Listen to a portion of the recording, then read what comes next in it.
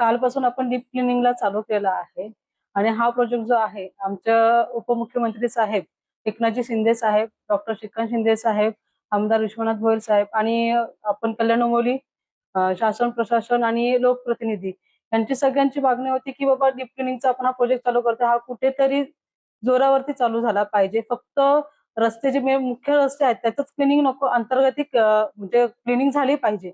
असं माझंही धोरण आहे की अंतर्गत क्लिनिंग झाली पाहिजे. आणि आज मी जेव्हा राऊंड मारायला गेली, मला बघायचं होतं की कसा प्रोजेक्ट करतात आहे. जेव्हा मी बघितलं तर प्रोजेक्ट म्हणजे ते क्लिनिंग करतात आहे. पण काही ठिकाणी असं झालं जे दुकानदार आहेत, ते दुकानदार घंटागाडी येण्याचं ते बोलतात आम्ही वाट बघतो, जेव्हा येईल तेव्हा आम्ही करू. तर ते नाही, मी त्यांनाही सांगितलं अधिकाऱ्यांना की घंटागाडी येणार, तुम्ही एक टायमिंग ठेवा, त्या टायमावरती ती गाडी येणार तेव्हाच तुमचा कचरा बाहेर आणून ठेवायचा. हा कचरा मला बाहेर नकोय. जेव्हा पब्लिकसाठी जातो, जो फुटपाथ आहे तो पब्लिकला यूज होतो आणि जो कचरा बाहेर ठेवला जातो त्यामुळे ती दुर्गंधी पसरते आणि ते जे भटके कुत्रे असतात तर मग ते कचरा बाहेर हे करतात. त्याच्यामुळे मी त्यांना सांगतो जेव्हा घंटा गाडी येणार वाटलं तर मी तुम्हाला 5-10 मिनिटाचं अजून त्यांना सांगेल की थांबत जा, तर वेळ लागत असेल. पण ती डीप क्लिनिंग मला ही स्वच्छता परिपूर्ण पाहिजे.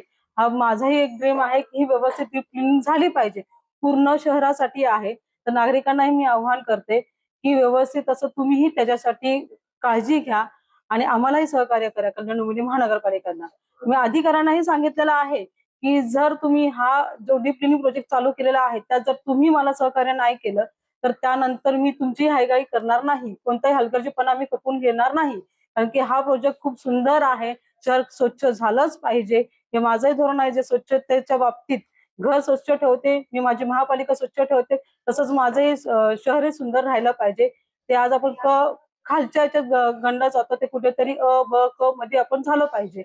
त्याची उंची कुठेतरी वाढली पाहिजे. त्यासाठी मी अधिकाऱ्यांनाही धारेवर धरलेलं आहे की क्लिनिंग व्यवस्थित झालीच पाहिजे. कोणताही कामगार हलगर्जीपणा करणार नाही याची काळजी त्यांनीही घ्यायची आहे, मीही स्वतः घेते आहे.